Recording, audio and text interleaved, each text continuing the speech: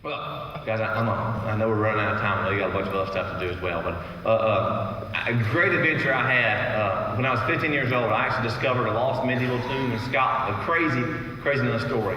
But I did it with a friend of mine named Ricky, and we were just great buds, great friends. And after we did that, we decided right there and then that we were never going to look back at our lives, and we were all old and gray at 30 years old, and say, I wish I could have done this, or I wish I could have done that. And, we were going to challenge each other to truly just live our life the best we can. We never knew, when life was going to end for us. But we didn't have a death wish, we had a life wish. We wanted to challenge each other to conquer each other's fears. For instance, Ricky was afraid of heights. He was terrified of heights. And so we went skydiving, and we went bungee jumping, and we did everything we could to break that fear of heights. Well, Ricky said, Thomas, I thank you for helping me conquer my fear of heights, and I want to help conquer one of your fears. I said, Ricky, what kind of fear are you talking about? He said, Thomas, I heard you were afraid of horses. I said, Ricky, I'm not afraid of horses. I've just never rode on a horse before. Horses are big, and, big noses and head, and like that, I've ridden on one at Walmart, took a quarter of one of those things, but never a real live horse before. So, Thomas, I want to challenge you to ride a horse. Okay, what you got in mind? Well, Ricky's daddy was a big horse guy, and he owned hundreds and hundreds of horses and thousands of acres out there, but he's also a co-owner of an arena. And this arena was sponsoring the International Bareback Bucking Bronco Rodeo Competition. And this is the kind of it's a big deal. Thousands of dollars, thousands of people on TV and everything. You had to kind of qualify for it all year long. I wasn't even qualified to be in the stands to watch, much less be in the competition. But Ricky's daddy was able to pull some strings to get me in this competition. So Thomas, I want to challenge you to ride in a bareback bucking bronco rodeo competition. I said, Ricky, maybe you misunderstood what I said. I've never rode a horse before my entire life. Thomas, don't you worry. We're going to train for months and months and months. We'll teach you everything you need to know. You'll be an expert. You'll be good to go. I said, okay, Ricky, if you train me, if you teach me, I'll do it. So it turned out because of scheduling conflicts, I wasn't able to go over to his house at all to train until the very day of the event. Absolutely no training was there. So he said, Thomas, don't worry.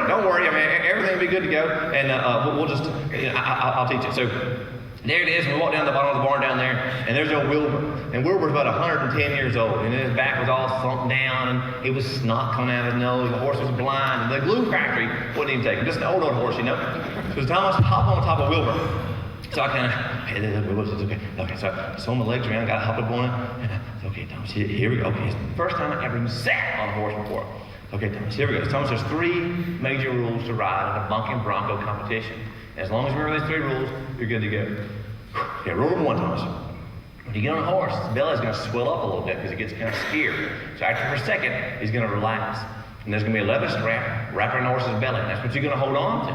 So after that horse relaxes for a second, rule number 1, Thomas. Rule number 1, don't ever forget these rules. Rule number 1, you get that leather strap and you tighten it. You just tighten it, and then you just tighten it. You just keep on tightening, because if you don't tighten it, you'll just slide out off the horse. So rule number 1, Thomas, you tighten the girth strap. Okay, I got it. Rule number 1, tighten the girth strap. Rule number 2, Thomas, you're going to grab all that leather strap like this right here. You have to have feet up around the horse's neck.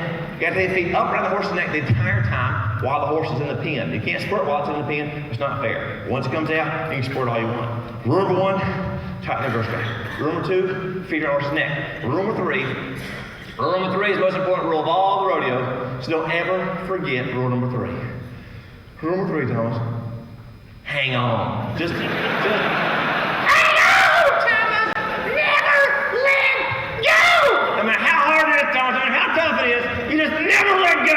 No matter how, Thomas, no matter what, there's no money on the ground. You gotta hang on, Thomas. You just gotta hang on! You never let go! You have 8 seconds. And if you let go short of those 8 seconds, it's over with. You got to, no matter how hard it is, Thomas, you just got to hang on.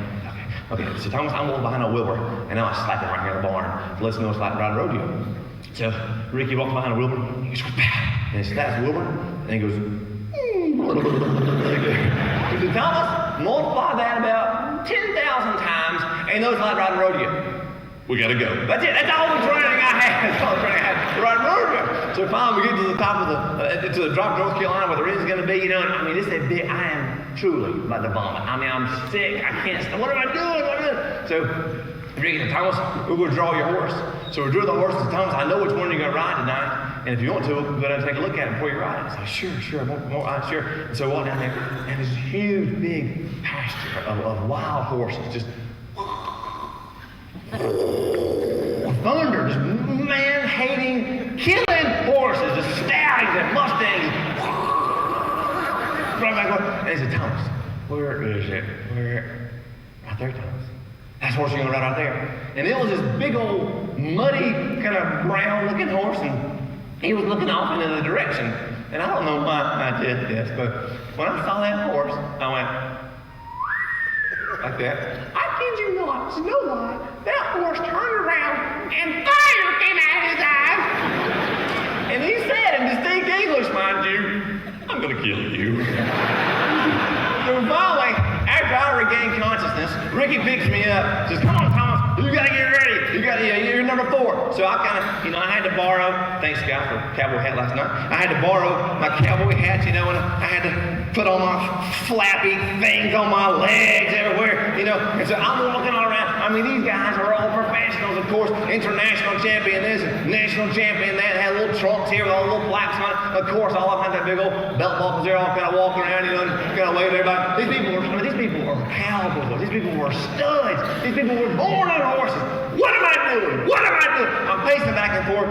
The old cowboy says, son, I know you're an expert. You got to be, otherwise you wouldn't be here. We're going to have a little prayer time, and if you want to join us, you're more than welcome to. I'm like, sure, man. I'd love to have a little prayer time. More power to me. So I kid you not, no exaggeration, this cowboy starts praying this prayer. Dear Lord, thank you again for another opportunity to ride your wild beast tonight. Lord, if it is your will tonight that one of us gets bucked off, just let it happen. Let it happen, Lord. Let it happen.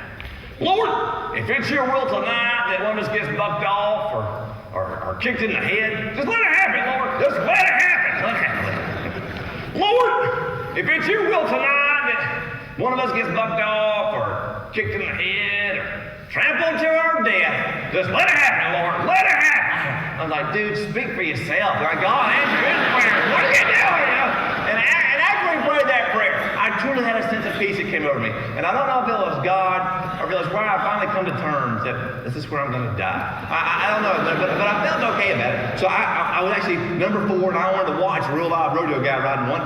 So I walked over to the railing, and I kind of leaned over on the railing. And there's the announcer running back and forth. Okay, up next is so-and-so. And I mean, it's a huge, big arena. So I'm kind of leaning on the railing.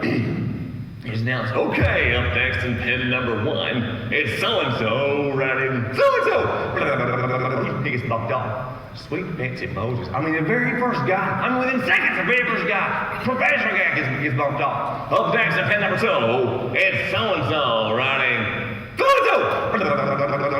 He gets bumped off. Mother of pearl. I mean, 2 professional guys get bucked off. These guys are supposed to know what they're doing. Okay, up next, pin number 3. It's so-and-so riding so-and-so. He gets bumped off. Son of preachers, man. I mean, 3 guys. All 3 professional bucking bronco guys. These horses are wild. These are killers. So I was number 4. And old cowboy says, come on, kid.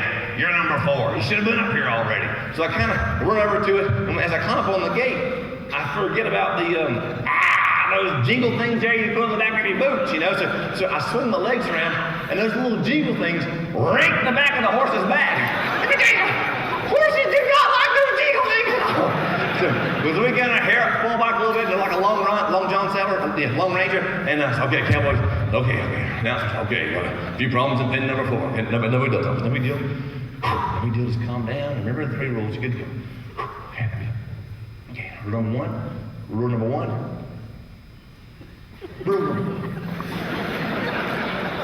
Okay, skip. Okay. Rule number 2, feet around the horse's neck. Yes, rule number 2, feet around the horse's neck. Rule number 3, just hang on, Thomas. Just hang on. Never let go. Okay, no, we didn't. No, hang on. Rule number 2, feet around the horse's neck. And rule number 2, feet around the horse's neck. Rule number 1. Rule number 1. Well, if it's important, I remembered it already, so I kind of nodded off to the announcer. Okay, up next in pin number 4, a newcomer from Spartanburg, South Carolina, Thomas Dismukes. And tonight, he's riding the devil. I'm riding the devil! I kid you not. Well, apparently, I didn't realize it. apparently I have spontaneous epilepsy. Because when I heard that, I started going into all these seizures and convulsions. Well, the gatekeeper, seeing my fear-induced seizure, took it as my cue to him to swing open the gate. And all I can say in my real manly cowboy voice is, no! So he swings open the gate, we start bucking and kicking and somersaulting and cartwheeling and flipping upside down and somersaulting everywhere and kicking her. And oh my eyes, we hadn't even left the pen yet. So I started going in there, and not that bad. All of a sudden I felt this strange sensation, like they sliding on the side of the horse. All of a sudden I was up underneath the horse's belly, and the horse flying my eyes, the horse kicking me in the head, and all I hear the crowd saying,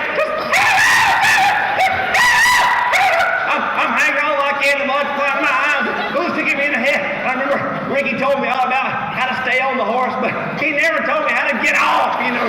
But I'm finally hanging on, and I finally hear the buzzer go off, and I fall down to my knees. And out of the corner of my eye, I saw the devil coming after me.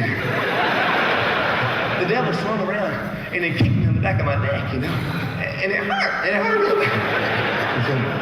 And I just kind of froze. I mean, everything went numb. I couldn't feel anything. It was black. I mean, truly, I was completely numb. I was like, oh my goodness, I've never rode a horse before in my entire life. The first time I do, I'm paralyzed. Oh, golly. Oh, no.